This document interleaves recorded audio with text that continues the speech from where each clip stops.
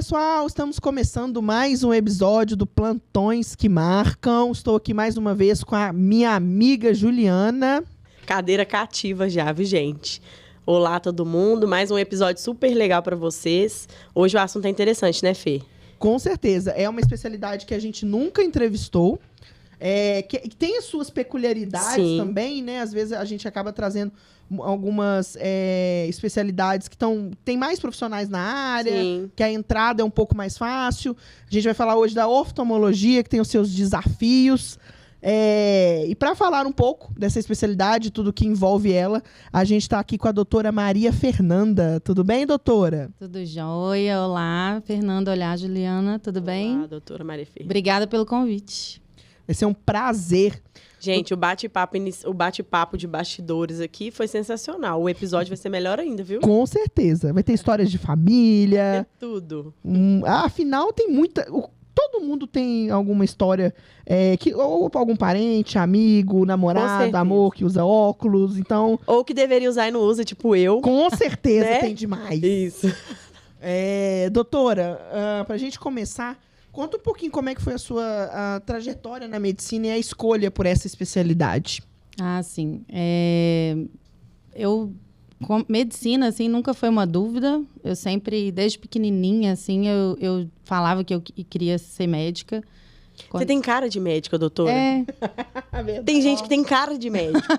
Sério. E eu pequena, assim, me perguntava, o que você quer fazer? Aí, 8 anos, eu não falava médica, eu falava cirurgiã cardiovascular. 8 anos falando cardiovascular, cara, muito bom. Mas meu pai é médico também, é oftalmologista, tem um irmão oftalmologista. Então, tudo isso em família. Influenciou muito, assim, depois. Uma vez, eu formei na UFMG e, apesar de ter pai e irmão oftalmo, eu entrei na faculdade falando que eu ia fazer tudo menos oftalmo. Coisas de adolescente. Já estava enjoada. Assim. Não sei. Tudo era oftalmo. Acho que vou pegar outro caminho aqui. Mas aí eu tinha um certo, vamos dizer, defeito, assim, durante a faculdade, que tudo que eu passava eu gostava. Então, eu tive muita dificuldade de escolher a oftalmologia. Mas aí na tábua da beirada, assim, de marcar o xizinho lá, qual especialidade você vai fazer residência, né, que você vai fazer a prova, eu estava ainda muito perdida. E aí, meu irmão falou assim, Nanda, por que você nunca pensou? E eu ainda tinha um azar na faculdade de ter tido uma experiência com a oftalmologia muito ruim. A gente passa pelas cadeiras, né? Sim. E meu professor na faculdade foi ruim. E aí, eu não tinha muito interesse. Apesar de ver muito dentro de casa, eu não tinha.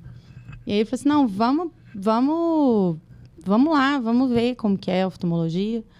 E aí, ele falou assim, não me acompanha, não. Me acompanha uma amiga minha. Começa a andar aí, fica um tempo andando, acompanhando uma amiga minha. E aí eu vi que, apesar das pessoas não saberem disso de modo geral, eu vi que a oftalmologia é extremamente dinâmica. Sabe? Uma hora você está no consultório, outra hora você está operando, outra hora você está fazendo laser, exame. Então, isso me atraiu demais. Não é aquela coisa, cirúrgica. Todo dia a mesma coisa. Não. Cada dia meu é diferente. Sim. Então, isso me atraiu muito. Foi aí que eu decidi pela oftalmologia. Foi assim. Então, eu acabei de descobrir que se eu fosse médica, eu ia ser oftalmo. Eu não ia querer a mesma coisa todo dia. Então você gosta. Minha rotina é uma loucura, né? Então... Isso é verdade. Mas isso é bom, né? Você também. Com certeza. E, doutora, me diz uma coisa. A partir do momento que você decidiu, você, oftalmologista e tudo mais, como é que foi o processo para passar na residência, assim? Foi fácil? Tem muitas vagas? Como é que tá essa especialidade? Não. A oftalmologia é uma das mais concorridas, né? Pelo menos aqui em Belo Horizonte, mas eu acho que em todo local. Interessante. Já ia perguntar se ainda é muito procurado. Muito procurado. Porque é uma especialidade que te dá qualidade de vida, no sentido de você poder montar seu horário, né? Então, de modo geral, a gente consegue ter uma flexibilidade em relação a isso. Então, é muito visado, né? A oftalmologia, a urgência oftalmológica, de modo geral, é uma urgência que pode esperar. Então, você não... Apesar de ter plantões de urgência e tudo, a gente... não é aquela sangria desatada de uma clínica médica, né? Um estresse. Então, você tem tempo para pensar, para resolver. Então, é muito visado. E por ser também uma clínica cirúrgica, né? Então, é também muito atrativo. Quem gosta de operar, pensa também em oftalmologia, né? Com certeza. E tem, apesar de ter muito oftalmologista em Belo Horizonte, pelo número de pessoas que querem oftalmologia, é bem concorrido as vagas, né? Uma das coisas que o nosso público, assim, tanto o público que usa o aplicativo, quanto os nossos ouvintes, eles são muito jovens, assim. Uhum. E aí a gente ouve muita gente falando assim, porque a medicina está saturada, a medicina tem muitos profissionais formando e tudo mais. Como que é a oftalmologia, o mercado hoje? Formei. Uhum. Tá saturado? Tem espaço? Ainda é uma boa área para se ganhar dinheiro, para construir uma carteira de pacientes e afins? Eu enxergo assim, existe a oftalmologia de Belo Horizonte e fora. Belo Horizonte está bastante saturado. Tem muito oftalmologista realmente. Mas para o interior ainda tem uma carência muito grande de oftalmologista, sabe? Então, assim, quando você termina a oftalmologia, você tem proposta para ir para o interior. Boas propostas, né? Uhum. Eu, especificamente, nunca pensei, porque eu tinha um caminho já trilhado ali pelo meu pai e meu irmão, mas que era mais fácil de eu seguir. Mas para quem tem interesse de ir para o interior, eu acho que é mais fácil de começar, sabe? E oftalmologista é aquele negócio. Eu acho que, igual a Fê falou, da mãe, da irmã, todo mundo usa óculos e vai no oftalmo. Sim. Acho que é uma questão de família que você carrega. Sim. Eu vou na doutora Maria Fernanda, eu vou nela a vida inteira. Tem isso ainda? Muito, e assim, e é engraçado demais, porque você atende a família inteira. Exato. Mesmo. Vai um. Aí esse um traz o irmão, que traz a mãe, que E traz ninguém o pai. troca de oftalmologista. Exato. Você vai num clínico geral, aí, tô sentindo mal, vou num clínico geral, me atendeu, me passou um antibiótico, tô com sinusite, melhorei, fui... Tchau, vida que segue. O oftalmo não, ele vai te acompanhar a vida inteira. Então, acho que ninguém troca. É um médico que a pessoa faz parte da família. O médico da família. Faz parte da família. Exato. Por estar, né, já atender, né, no consultório junto com meu pai, é muito interessante isso, porque tem vários pacientes meus que falam assim, doutor, eu trato aqui há 30 anos, né? Porque tratou com meu pai. Uhum. E aí, às vezes, tratou com meu pai, opera comigo. Aí, às vezes, precisa vir num dia que eu tô de férias, aí vai no meu irmão. Sim. Aí eu falo assim, gente, tá tudo família tratando família. Fica tranquila. Às vezes eles ficam assim, eu não vim em você dessa vez, eu vim no seu irmão. Eu falo, não tem problema, pode tudo vir. em casa. É por isso que eu não uso óculos. Eu não tenho um oftalmologista de família. Então você já tem... Agora eu já tenho. Agora. Estamos aí. Vou agendar um horário com a doutora Maria Fernanda. Maravilhoso. E, doutora, uma coisa que também se fala muito em como começar, assim, porque você já teve a estrutura, talvez, que seu pai montou, com seu irmão e tudo mais. Mas a gente sabe que os equipamentos são muito, muito caros, assim. O que você falaria para os nossos recém-formados aí, que querem seguir essa especialidade, mas sabem do desafio de ter um consultório próprio, ou em parceria e tudo mais? Qual caminho trilhar, assim, para ficar um pouco mais fácil? Isso. Apesar, né, de já ter essa ajuda, né, que eu comecei, eu também comecei trabalhando em vários locais, né? Então, não era só no consultório, porque lá no consultório ainda não tinha os planos de saúde. Sim. Então, né, você vai buscando outras formas. Até para adquirir experiência. Exato, também. até para adquirir experiência. Eu acho que plantão é sempre muito bom. Então, assim, eu comecei a dar plantão de urgência na oftalmologia. Eu fiz oftalmologia na Santa Casa. E uma parte muito forte da residência da oftalmologia é o plantão de urgência. É muito bom. Assim, a gente sai muito bem formado em urgência oftalmológica na Santa Casa, sabe? Então, o primeiro ano inteiro da residência, ele é todo voltado para urgência. Então, na minha época, assim, no R2, eu já estava dando plantão fora de urgência oftalmológica. E aí, eu fiquei, assim, uns 6 anos, mesmo depois de formado, uns 6 anos dando plantão. Eu acho que o plantão é muito bom, porque te insere no serviço. Então, você já começa, às vezes você começa pelo plantão, daí a pouco você abre um ambulatório, você já começa a operar no lugar. Então, eu acho que isso ajuda. E uma vez que você vai ganhando um pezinho, assim, é tentar realmente uma parceria, assim, conseguir abrir um consultório em parceria com alguém, então divide as despesas, né? Isso ajuda muito, porque realmente os equipamentos são muito caros. Eu tenho uma história ótima com a Santa Casa e oftalmologia. Conta. Eu tava de lente de contato, treinando para os jogos jurídicos lá na Milton Campos. Aí levei pra uma quem bolada. não sabe, a gente é advogada, Nós somos advogadas. Somos advogadas Empreendendo na área da saúde. E apresentadoras de podcast. Mas aí eu ia participar dos jogos jurídicos e eu jogava no time de futsal feminino. Aí num treino veio uma bolada, rasgou minha lente. Aí ficou metade cá, saiu, outra metade... Dentro do olho. Dentro do olho, enfiou pra aqui dentro. E doía pra caramba. Aí eu fui no pronto-socorro da Santa Casa pra eles tirarem. E foi um alívio. Menina, gente, eu já perdi a lente também, mas não foi... Dentro do olho igual eu, não. Foi dentro do olho, mas não foi com bolada, não. Foi uma situação mais inusitada que eu não posso contar aqui. Lasqueira, então não vamos contar. Mas a minha foi com a bolada e foi um alívio. Eu tenho muito... É muito comum perder lente, gente. Pois é. Muito comum. Pois é, e aí foi o pessoal, uma médica maravilhosa, teve paciência, que eu cheguei lá desesperada. Falei assim, eu vou ficar cega, não sei o quê. Teve muita paciência, aí fez tipo uma raspagem, né? E limpou e foi muito bom. Por falar nisso, né, nos nós brasileiros que arrumamos confusões oculares, conta pra gente como é que tá a saúde dos olhos dos brasileiros, assim, no geral, assim, como que, se a gente cuida bem, não cuida... Se é uma saúde tanto particular quanto pública preparada para os desafios. Aí depende da idade, né, Fê? As crianças, coitadas. Eu acho que tem melhorado a conscientização em relação ao cuidado com os olhos. Eu tenho 15 anos de formada. Nesses 15 anos, eu percebo uma melhora muito importante, assim, uma conscientização mesmo. Não, tem que vir todo ano. É importante. Não é só o grau, né? Então, assim... as pessoas ainda acham que no oftalmologista é para sair com a receita do óculos. Sim. Eu falo que isso é importante? Claro que é, mas para nós oftalmologistas não é o mais importante. Né? O que a gente quer ver é realmente se tem alguma doença ali que precisa ser tratada, ou uma possibilidade de doença. Mas, assim, em termos de saúde, assim, eu acho que essa conscientização está melhorando. Saúde pública... também percebo uma melhora. Trabalhei muitos anos no SUS, mas ainda o acesso é difícil ao oftalmologista. Então, é muito diferente um paciente que tem um endereço de Belo Horizonte conseguir uma consulta oftalmológica do que fora de Belo Horizonte. A coisa, assim, piora muito. Um paciente de Belo Horizonte vai no posto, pede a consulta oftalmológica...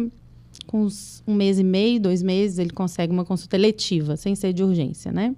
Uhum. Agora, do interior, gente, é coisa de meses, anos. Então, o acesso ainda é muito difícil na saúde pública para o oftalmologista.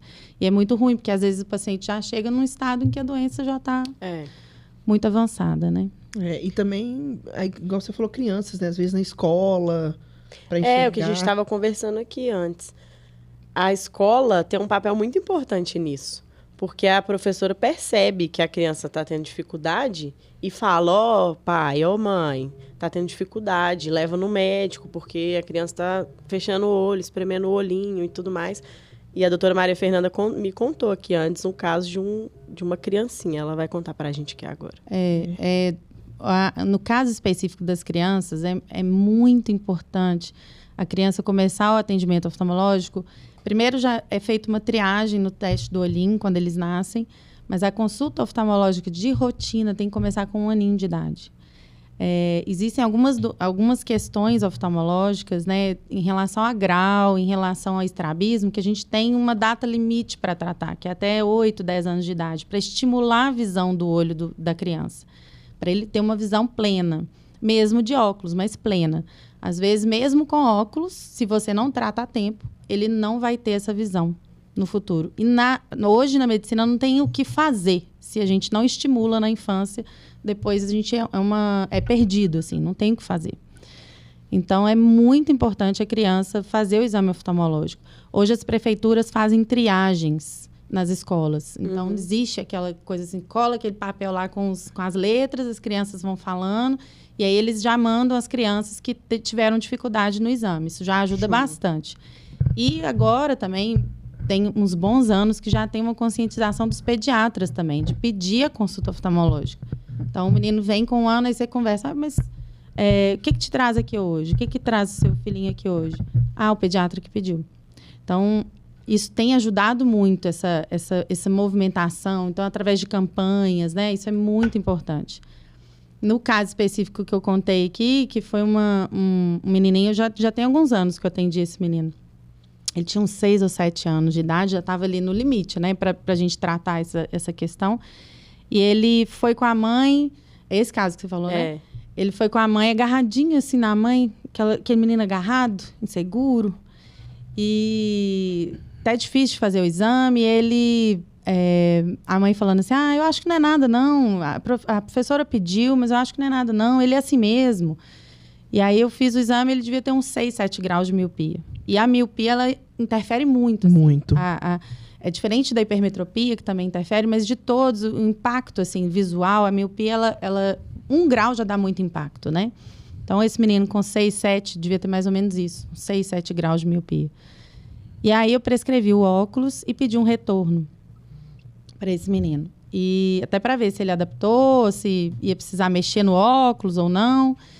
E aí ele me volta, na hora que eu chamei ele na recepção, foi muito legal.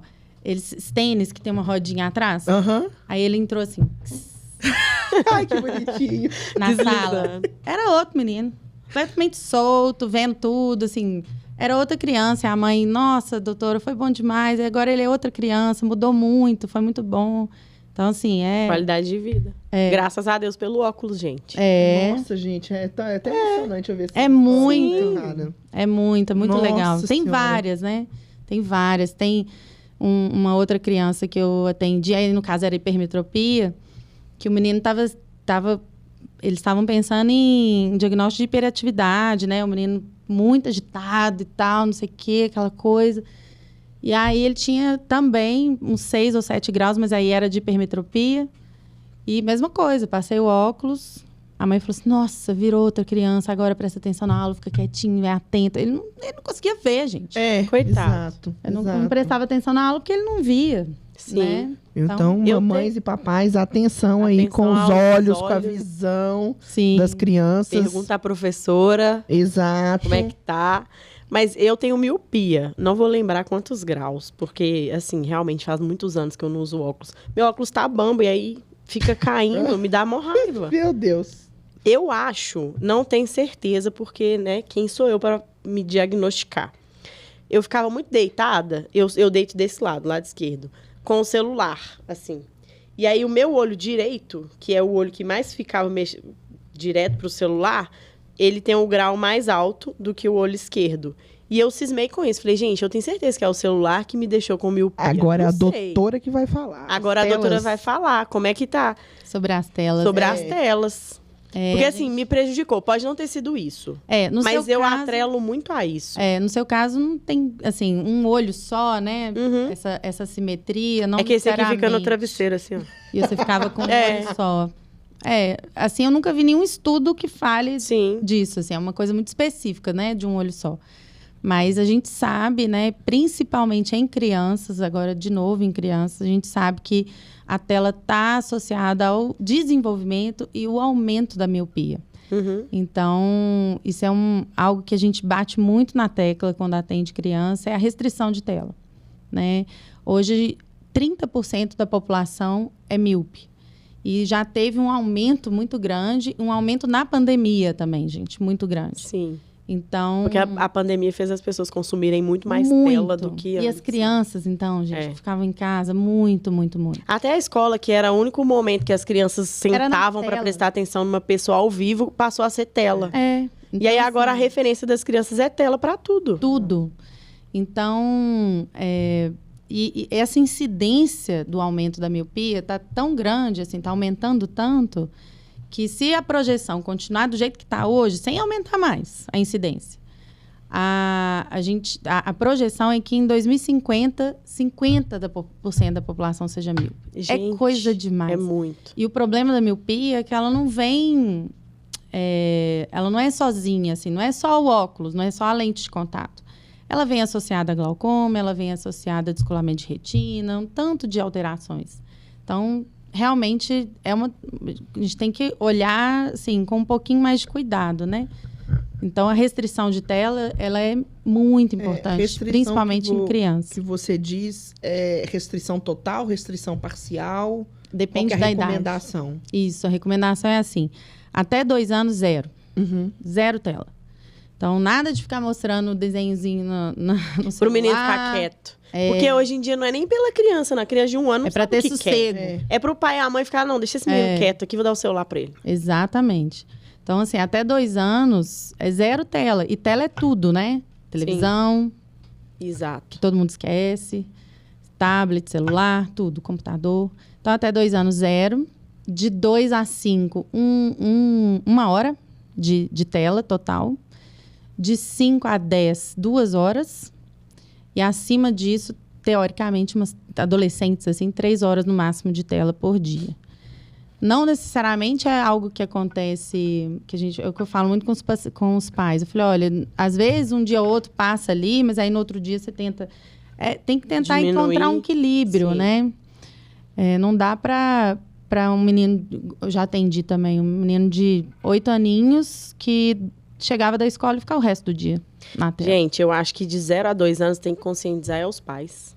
Com certeza. Não, é o tempo todo os pais. Hoje em dia tem aqueles qualquer aplicativos. Tem um aplicativo que o pai controla, mas o pai quer ficar sossegado. Ele não quer estressar com o filho, ele deixa o filho na tela o dia inteiro. Minha prima tem uma estratégia muito boa com a filha dela. Ela só pode assistir durante um tempinho de manhã, até meio-dia. Só que ela estuda de manhã. Então, ela não assiste. Maravilhoso. Quando é à tarde, ela tem que brincar com o brinquedo ou ler livro. Ela tem uma assinatura de livro infantil para a filha dela. Maravilhoso, gente. E aí, assim, ela estuda de manhã, então ela só vê tela os dias que ela não tem aula, feriado, sábado ou domingo, e aí ela sai para brincar. Então, assim, ela nem liga muito para a tela por conta disso. Eu achei isso sensacional. Tem que conscientizar não, a Malu os pais. só pode assistir Então, tela sem até dúvidas, meio-dia. Ué, mas ela estuda de manhã, pois é. Quem dá o celular, né? Quem dá a tela são os pais, É. né? Tem que ser a conscientização deles. Sim. Doutora, quais são as doenças que mais atingem os brasileiros? Número 1, né? Erros refracionais, né? Os erros refracionais são a miopia, a hipermetropia, o astigmatismo, glaucoma, catarata, retinopatia diabética, né? Entra aí. São geralmente os principais. Degeneração macular relacionada à idade, né? Com o envelhecimento da população, cada vez mais a gente vê. Então, são, sem dúvidas, as mais frequentes. Você Tem falou aí muita... Pode falar. Antes da gente entrar no assunto principal, tem muita doença, ou, por exemplo, diabetes afeta a visão e afeta... A pessoa machucou, a cicatrização é difícil. Tem muitas doenças que afetam, que causam alguma doença no olho, além de diabetes? Muitas, gente. Muitas. Tem muitos diagnósticos que a gente faz Através do exame de olho. vista. É muito, sabe? Então, assim, doenças reumatológicas, artrite reumatoide, todas reumatológicas podem dar, né? Alterações no olho. Elas geralmente se manifestam através de uma inflamação que a gente chama de uveíte. Sífilis, por exemplo, HIV. Olha. Então, a gente vive hoje em dia um surto de sífilis, né? Então, principalmente na época que eu dava plantão de urgência, a quantidade de diagnóstico de sífilis e HIV que a gente fazia era impressionante. E era feito através do olho. Sim. Né? Gente, eu não sabia. Também não. Então, assim, tem muitas doenças. Lá no Felício Roxo, a gente faz interconsulta, né? Então, os pacientes internados. Então, muitas interconsultas são para o oftalmologista ajudar no diagnóstico. Então, às vezes o paciente está infectado. E aí chega um oftalmologista, o paciente pensa, gente, para que um oftalmologista? Tipo isso. E às vezes o paciente está infectado, está desacordado, né? Está em coma, alguma coisa assim, mas está com todos os sinais de septicemia, né? Que é infecção generalizada. Mas não acha foco. E às vezes eles pedem interconsulta para ver, eles falam pesquisa de foco profundo, que é para ver se o foco está no olho, às vezes o foco está dentro do olho. Né? Então, tem muitas doenças. Eu tenho certeza que mais de 80% da população não sabe disso. Com certeza. Uma coisa que você falou que me deixou curiosa, que você falou que o Felício Roxo não tinha, né, o pronto atendimento e passou a ter. Não tinha oftalmologia. Isso, oftalmologia, né? O que motivou o hospital a se preocupar em ter esse pronto atendimento de oftalmologia? É um aumento dos casos? Isso, não é o pronto atendimento. A gente tem o atendimento eletivo, né? E a gente presta suporte, atendimento, né, pro Felício Roxo, né? A gente atende também dentro do Felício Roxo. E o Felício Roxo teve esse interesse, acho que justamente por isso, assim, é uma demanda que eles tinham que levar o paciente para fora, para outro local.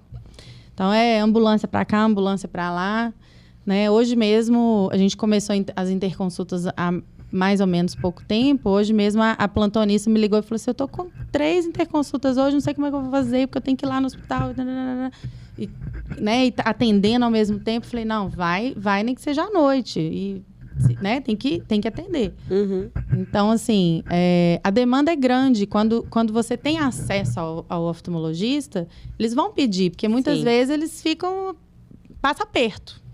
Passa aperto. O clínico passa aperto. Porque é uma área muito, muito diferente na medicina e que você vê muito pouco durante a formação. Então, quando tem alguma coisa oftalmológica, o clínico realmente passa aperto. Show. E da lista aí que você falou, o segundo colocado foi o glaucoma. Eu não sei se é nessa ordem, tá? Sim, mas tá entre as principais. As principais. É uma doença que também tem uma história familiar. O meu avô enfrentou a doença e tudo mais. Então, é uma coisa que a gente tem sempre a preocupação lá em casa e tudo mais. E em maio agora, o Maio Verde, né? O mês da conscientização. E aí eu queria passar um pouco sobre esse assunto, assim.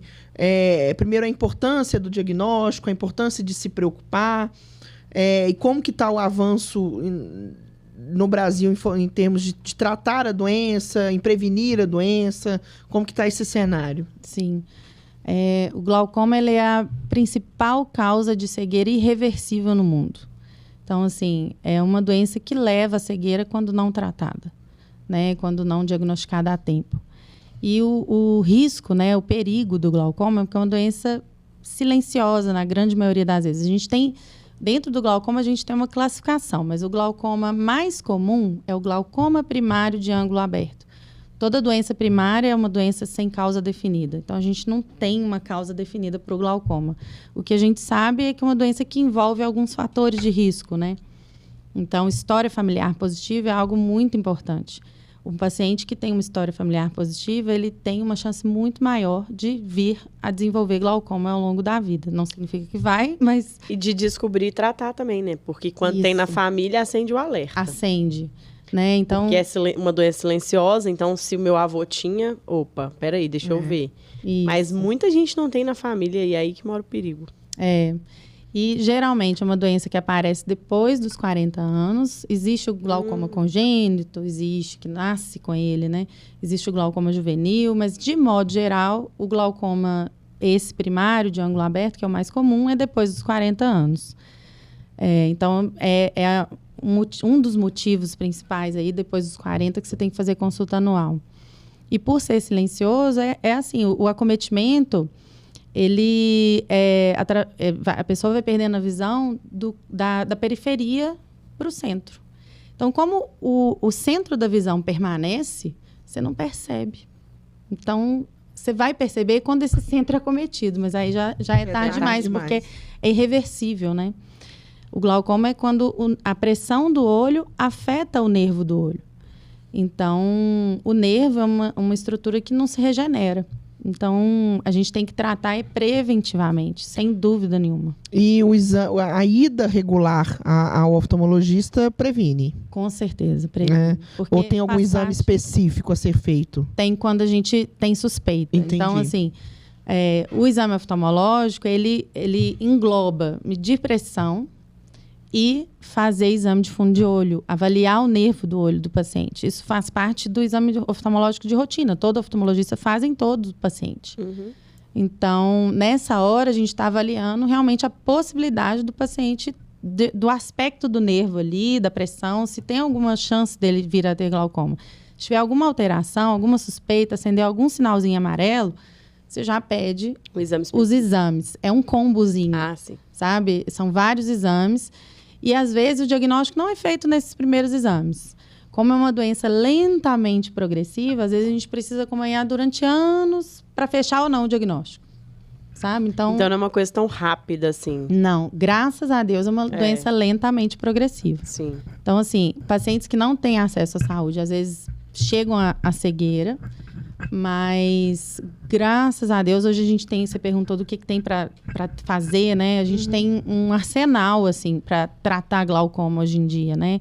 Desde colírios, né? Antigamente só existia uma droga, hoje tem várias drogas para baixar a pressão, né? Laser, tratamento a laser, microcirurgias, aí em casos mais avançados, cirurgias para glaucoma mesmo, né?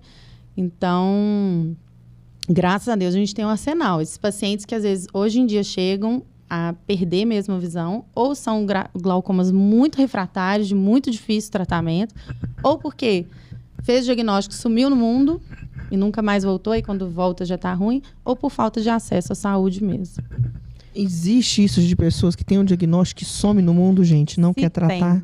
Não é possível. Não é Se possível. tem. E é o que eu estava até falando com ela, né? Acho que antes da gente começar, uma das questões que é o inimigo, assim, do glaucoma é a falta de conhecimento sobre a doença. Por isso que é tão importante falar sobre isso, porque às vezes a pessoa sabe que tem glaucoma, mas não sabe que é uma doença que deixa cego. Por não sabe a incrível que gravidade, pareça. né? É. Até eu comentei com a Juliana que eu li uma pesquisa que foi feita com internauta, assim, que a grande maioria da população não sabe o que é glaucoma, e os que têm glaucoma, em torno de uns 50%, assim, não sabem que a doença leva à cegueira. Sim. Então a pessoa tem a doença, mas não sabe que leva. Eu já ouvi muito falar assim, o que é glaucoma? A pressão alta do olho. O pessoal fala isso. Pois é, mas como meu avô teve, aí lá em casa a gente Sim. fica esperto com isso. Então. Mas os oftalmologistas nos consultórios, eles enfatizam isso, né? E tentam, de alguma forma, falar com a pessoa, pelo amor de Deus, trate. Sim, mas muitos pacientes, gente, chegam e falam assim, e aí, seu fulano, tá usando direitinho colírio? Tô. Assim, tem mais ou menos, tem mais ou menos um mês que eu parei de usar. Eu falei, mas por quê? Não tava sentindo nada. Não tô entendendo pra que desse colírio. Você já explicou. Então, aí você vai, explica de novo. É uma conscientização, né? É uma educação, né? Você vai educando o paciente, vai fazendo ele entender a importância daquilo. Como ele não vê impacto daquilo, né? Não sente nada. Então, ele fica assim, pra que usar o colírio? Um colírio caro. Porque a grande maioria dos colírios são caros. Pode ser que meu avô tenha glaucoma e eu não sei. Onde ele vai, ele leva os colírios dele para pingar na hora certinha. Meu avô é muito sistemático. Com certeza. Então, assim, isso aí ele faz. 2 horas, eu não vou estar em casa, vou levar meu colírio. E ele faz direitinho, certinho, rigorosamente os horários. E ele reclama que os colírios dele são muito caros. Então todo deve colírio ser. Eu vou ter que fazer Pergunta para ele. Vou perguntar. Eu acho que o fato da doença ter uma progressão lenta atrapalha nesse ponto, né? Porque a pessoa, às vezes, de um mês para outro, de um ano para outro, não acontece nada. Além de ser silenciosa, tem uma evolução lenta. Então a pessoa pensa, tá tudo tranquilo. Até que fecha e tudo mais. E qual que é a faixa etária, assim, ou não tem faixa etária? Qualquer pessoa pode ser diagnosticada e tudo mais. Acima de 40 anos é a hora que começa a ter mais diagnóstico, né? Então, principalmente acima de 40 anos. Pode dar em qualquer faixa etária. Glaucoma você pode ter em qualquer faixa etária. Aí a gente tem essas subclassificações, né, do glaucoma. Mas depois dos 40, com certeza. É a época mais frequente. Tem que ter um maior cuidado. Isso. Né? Tá longe pra gente preocupar com isso. Eu mesmo falta só uns 22 anos pra eu começar a preocupar com isso. Pra mim falta 15. Tá de boa. Tá ótimo. Ai, Jesus, quem dera. Mas na hora que você falou que fez 15 anos de medicina, eu assustei. Não parece, não? Eu dava uns 32, Eu também. 33 pra ela. Eu nem ia falar não, isso não, mas eu gente. também pensei, não é possível. É possível, gente? Formou com Eu vou 15 anos. esse ano. Não. Daqui a pouquinho, mês que vem. Quarentando bem demais. E, doutora, falando um pouco, você tá quarentando, né? Uma das coisas que que os médicos falam muito aqui também quando a gente está entrevistando, é do quanto a rotina médica é extenuante, né? E às vezes acaba comprometendo um pouco a vida pessoal. Como que você acha que você sofre com isso também? Ou a sua especialidade te ajudou a ter um equilíbrio maior? Traz Você essa leveza. tá bem tranquila com a sua carreira? Ajudar pelo tanto que ela tá conservada, eu acho que é tranquilo, não envelheceu. Ai, gente, a gente sofre. Eu acho que eu aprendi muito ao longo desses 15 anos a sofrer menos. Mas a gente sofre. Eu brinco muito com os pacientes assim, vocês acham que vocês estão indo embora agora e tá tudo bem? Não, eu vou sonhar com você. Aqueles pacientes graves, gente, a gente lembra deles de madrugada, lembra deles a semana inteira, fulano não deu notícia, eu falei para dar notícia, não deu, vou mandar mensagem. Às vezes você vai atrás do paciente. Hoje em dia eu já aprendi que se ele não deu notícia é porque tá bem. Pra sofrer menos. Mas é muito real isso. Geralmente, quando ele não dá notícia é porque tá tudo bem e ele esquece. Mas a gente sofre junto. É bem... Acho que não tem uma área da medicina que não é sofrida, assim. A área cirúrgica, né? Principalmente quando envolve uma coisa cirúrgica, há uma curva de aprendizado, né? Para você aprender a operar e estar mais tranquila em relação a isso, que é também muito sofrida. Sabe? Eu brinco que é bom demais operar, mas também sofre. Tem a sua carga. Tem a sua carga. Tem a sua carga. O dia que eu opero é um dos dias que eu mais gosto. Mas eu chego para...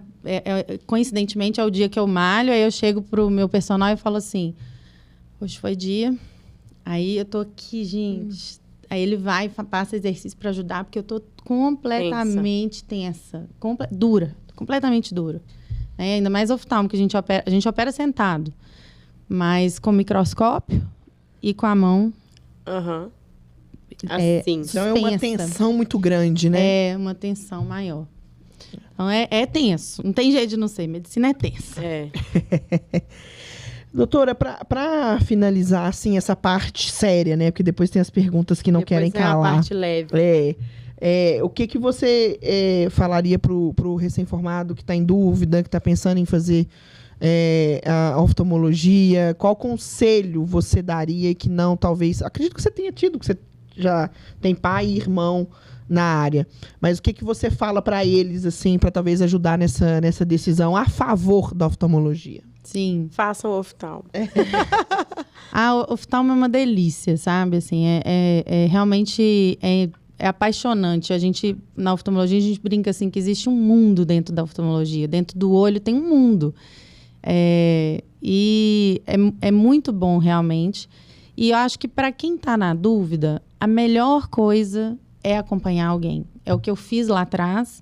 Hoje eu tenho uma acadêmica de medicina que é conhecida de não sei quem, que me pediu para acompanhar. Eu falei, não, vamos lá. Então, ela tá indo até lá no Felício Roxo acompanhar. E isso, acompanhar o dia a dia do oftalmologista, ver o consultório, ver o laser, ver os exames, ver as cirurgias e ver se aquilo ali realmente agrada, né? Que eu acho que é o primeiro passo. Pra você ver o dia a dia, é a melhor forma de você saber se você quer ou não, né? Com certeza. Vamos para a parte de perguntas que não querem calar. Eu tenho uma pergunta muito engraçada que surgiu na minha mente aqui agora. Mas primeiro, vamos pedir para a doutora Maria Fernanda contar um caso engraçado. É verdade. Sim. Tem muita coisa, né, gente? Já aconteceu. Coisa que a gente, às vezes, nem pode falar. Sim. Outras que você segura na frente do paciente para não rir. Mas uma que... Isso foi na época da residência. Então, na Santa Casa... o atendimento era tipo uns boxes, assim, sabe? Então, que ele entra e sai dentro da sala e muita gente ao mesmo tempo. E aí, depois disso, eu aprendi minha lição, né? Mas aí eu fui chamar o paciente, ele tinha o nome, tipo assim, José Maria. Aí eu cheguei, José Maria. Aí levantou um casal e foram para consulta. Aí ele sentou no lugar do paciente e tal, a mulher ficou do lado, assim, eu fiz a consulta toda e tal. Aí, no final, ele falou assim, nossa, mas então vou ter que pingar esses colírios. Como é que eu vou fazer? Eu falei, a senhora não sabe? Não, a senhora pode ajudar ele. Aí ela, eu? Aí eu falei assim, a senhora é o que dele? Nada. Aí eu falei assim, uai, nada? Aí ela falou assim, eu sou a Maria. Gente, eu falei José Maria, ele me levanta um José e a Maria. 2 nomes comuns. Muito bom. Ela passou a consulta inteira dele, ela fez tudo. Eu dilatei, demorou, ficou lá fora esperando, voltou. Ela passou a consulta inteira esperando a hora dela. E não tinha E não consulta falou. dela. É, Oh, meu Deus. inteira. Muito bom. Acho que esse foi o caso mais engraçado que já passou por aqui. gente. É. Sério. Não, foi Eu sou aí a agora eu já Maria. entendi que a gente tem nomes comuns, a gente tem que falar o nome todo, né? O nome todo. É pra não dar problema. É, José Maria. Muito bom. É. Muito bom. O que eu ia perguntar é o que... Quando a gente vai fazer o exame de vista, aí você coloca o olho lá, tem uma casinha lá com umas Isso. graminhas. É pra que é verdade. aquilo ali? aquilo chama Que autorrefrator. curiosidade. É um exame que nos dá o grau do paciente. Ah, o grau é ali? objetivo. Ah, é. tá. Então, porque o exame de refração, né, que a gente coloca lá, aquele óculos gigante, né? Aí vai falar, mudando esse ou as esse? lentes. Gente do céu, que... Esse ou esse? Depois Peraí. eu vou fazer a minha pergunta sobre isso. Então, assim, essa hora é a hora do grau, que a gente descobre o grau real da pessoa. É um exame subjetivo. A gente Uhum. depende da resposta do paciente para você achar exatamente o grau que ele gosta. Mas o autorrefrator, ele nos dá um norte. Então, ele dá ali um grau objetivo, não necessariamente é igualzinho do É paciente. porque você não tem que fazer nada, você só tem que colocar o olho lá e aí imprime um papelzinho. Isso, Muito ele bom. mede, ele mede. Isso para criança é maravilhoso, né? Ajuda muito. Quando a criança já fica ali na... Uhum, Se a criança não fica ali, a gente faz de outra forma. Tem como medir também. uhum. Mas aí é manual. É o que o autorrefrator faz, a gente faz manualmente. Mas o autorrefrator, ele é muito mais... Mas tem que ser uma casinha com umas gramas. Aquilo muda? Muda? Muda. Pra Tem mim nunca mudou. balãozinho, É, o que eu já faço é tem balãozinho. Pra mim estrela, sempre foi a casinha. Muda, muda. É, mas a Ah, gente, tipo tá. assim, no consultório você deixa um e Aham. é isso aí, você não fica mudando. Entendi. Vocês têm consciência que às vezes, qual tá melhor, esse ou esse, a gente responde Sem saber. sem saber? É, sabendo. Não existe uma dúvida, não existe um momento de dúvida maior na vida do ser humano do que esse ou esse. Cara, é mais fácil me perguntar Esse se eu ou quero esse. casar Não ou sei, não. ué, não Eu sei. quero comprar uma bicicleta Esse, ou casar. esse tá aquilo- bom, ou esse. É, eu acho que esse tá melhor, não sei. Mas assim, o que eu falo muito com os pacientes na hora, eu falo assim, olha, eu posso repetir quantas vezes for possível e às vezes pra você vai estar igual. E se tiver igual, a gente sabe o que fazer quando tá igual. Então responda o que você tá vendo. Então, É isso. é esse ou esse? Não Esse ou mudou esse? nada, É, doutora. pra mim tá a mesma Não, eu coisa. acho que o outro tá melhor, É. peraí. Não sei. É, esse tá bom também, não sei. É, mas uma difícil. dúvida, é uma dúvida, tipo assim, Cruel. corrói, cruel. Corrói. Você fala assim, meu Deus, e se eu falei o errado? É, aí eu vou ter que ficar com óculos errado. Mas quando tá É uma decisão muito difícil na vida Não, de mas quem quando tem tá miopia. difícil, assim, é a hora que a gente tá refinando. Então, são variações Sim, é verdade. pequenas. Não é aquela variação grande que você tem certeza. Geralmente, É pra isso ter dúvida acontece mesmo. É no finalzinho da refração. É a hora É. que você tá refinando. Entendi. Então, na hora que você tá refinando, se ficar 0,25 pra lá ou 0,25 pra cá, no pessoa vai óculos enxergar do não mesmo vai jeito. fazer tanta diferença. É Entendeu? muito bom. Esse ou esse. É, show de bola. Eu vou fazer a primeira. Doutora, quem usa óculos é mais inteligente? Ela tá perguntando isso só porque ela usa óculos e eu não. Lógico, vai puxar a sardinha pro meu lado. É, né? Mas depois ela fala, não, é o contrário. Ficou pra mim. Não, né? Isso aí não se mede através do óculos, né, gente? Não se mede. Eu deveria usar também. É, não, mas fica, eu pelo menos acho um charme homem com óculos, assim. Fica com cara de inteligente, Fica. pelo menos. É. Pode até não ser, às vezes é uma topeira, mas tá com óculos, É, fica com a carinha boa. Eu não tenho nada até agora, mas depois dos 40 eu vou começar a ter, que é a dificuldade de ver de perto, que acomete todo mundo. Então eu já tô me preparando psicologicamente e assim, já pensando nos modelos de óculos que eu vou pôr, porque eu acho tão lindo. É. Hoje eu tive uma fase da vida que eu neguei óculos, que eu só usava lente. É, e agora eu tô numa fase boa com a minha Ela só autoestima. usa óculos. É, agora. só uso óculos, eu tenho vários. É. Vários modelos. Tenho transparente. Aí eu vou combinando conforme o meu look, assim. Sim. Igual eu tô de preto, aí eu vim com mais fechadinho. Verdade. Você já reparou? Que aí quando eu tô com a blusa branca ou coisa, eu tô com transparente. É. Verdade. Então hoje virou pra mim um artigo de estilo. Vou mesmo, fazer assim. isso. Quem sabe eu use, né? Querendo Se eu tiver ou não, vários. a moda também ajudou muito nisso. Muito. Assim, antigamente tinha umas armações muito ruins. Sim. Hoje em dia as grandes marcas, inclusive, trabalham com isso. Tem coleções muito boas. Então, pra mim, hoje eu enxergo como um artigo de moda mesmo. Aí, quando eu tô ainda uso lente de contato, mas quando eu quero compor o look óculos, eu uso.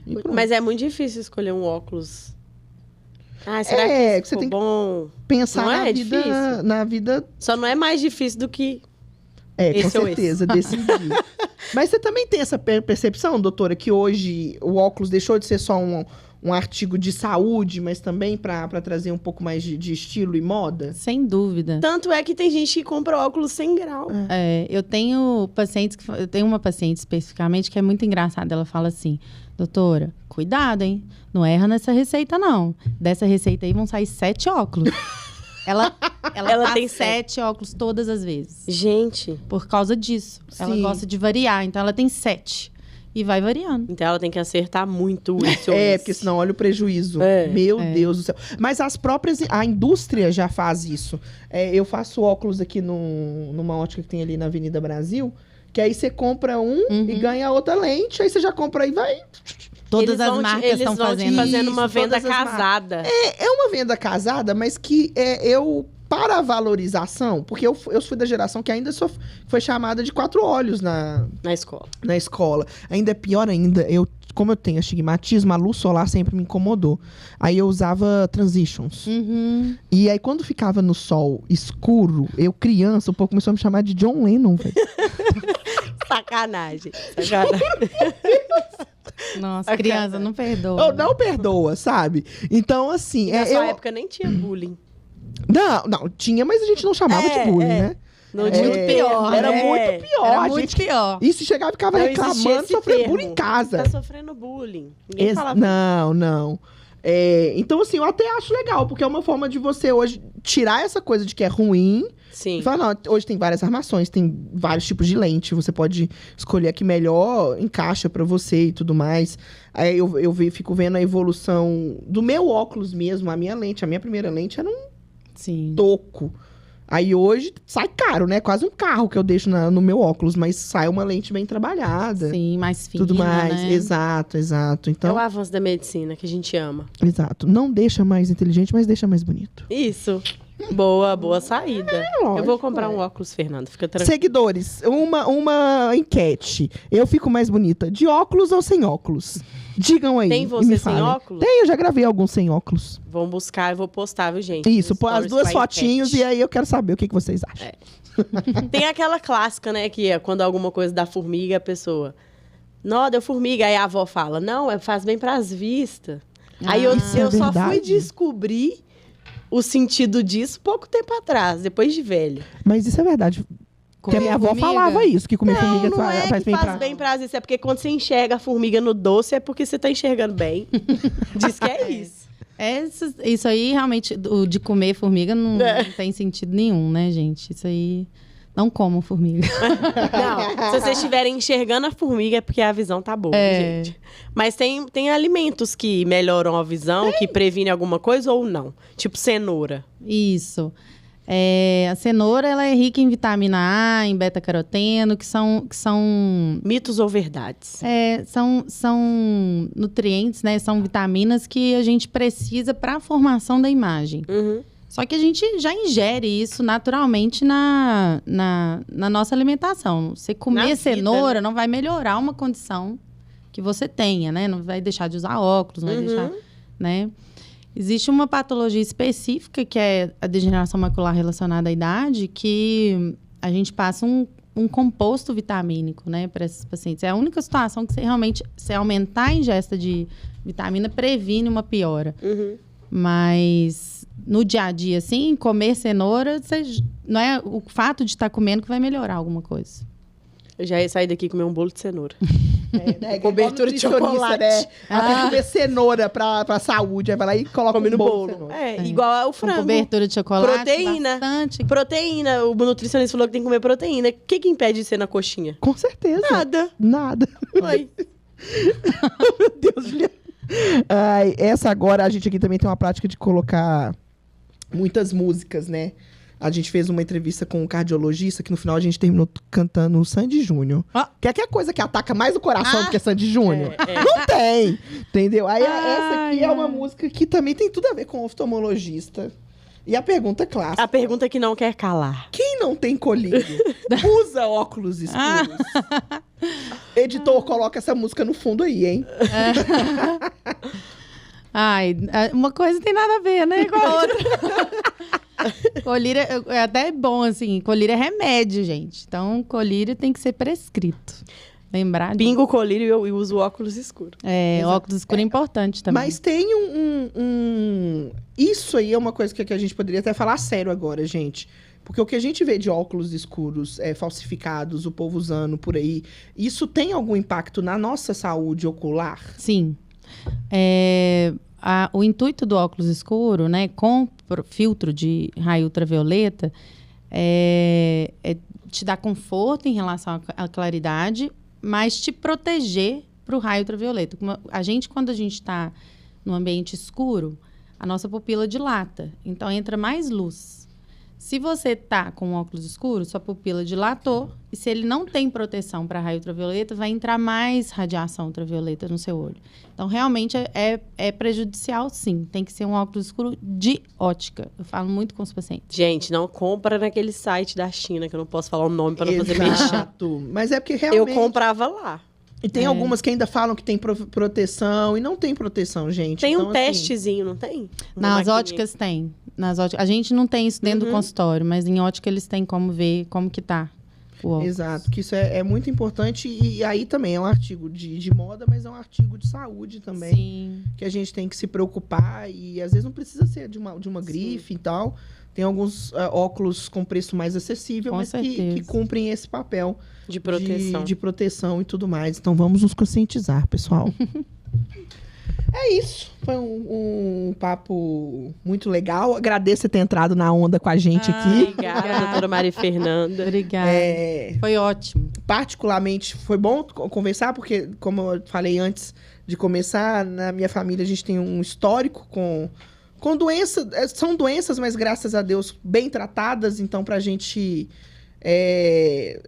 hoje já sofremos, mas hoje lá em casa todo mundo trata com muita tranquilidade os nossos problemas oculares. A médica já é da família. A médica da família, mas que destaca a importância de ter um bom profissional, um acompanhamento frequente, porque deixa de ser uma coisa triste, como foi, como a minha irmã, quando foi diagnosticada com grau alto, devido a gente não conhecer, foi um momento triste, de muita preocupação. Hoje é uma questão de muita naturalidade, porque a gente tem um bom acompanhamento profissional. Então, isso é muito importante. Sim. Então, muito obrigada, doutora. Espero que você tenha gostado. Gostei Volte para falar de outros temas com a gente. Outros assuntos legais. A gente fala de vários assuntos aqui, né, Fê? Com certeza, com certeza. É isso. Muito obrigada. Obrigada, gente. Obrigada mais uma vez pelo convite. Estamos sempre de portas abertas para bons profissionais. Valeu, gente. Até o próximo episódio.